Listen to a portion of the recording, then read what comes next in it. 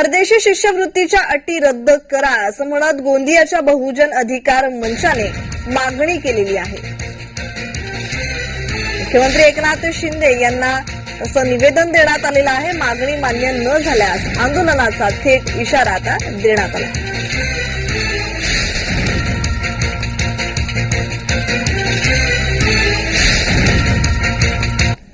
जे आपले बहुजन मुला मुलींना परदेशात जायला जे सोयी सरकारच्या माध्यमातून शिष्यवृत्तीच्या माध्यमातून होत होती, तिला कुठं ना कुठं थांबवण्याचा प्रकार हा सरकारच्या माध्यमातून केला जात आहे। त्यासाठी आम्ही जे अधिवेशन चालू आहे त्या अधिवेशनात ह्या सगळ्या जाचक अटी तुम्ही रद्द करा आणि जसं जुनं होतं तशी शिष्यवृत्ती ठेवा, ही आमची मागणी आहे।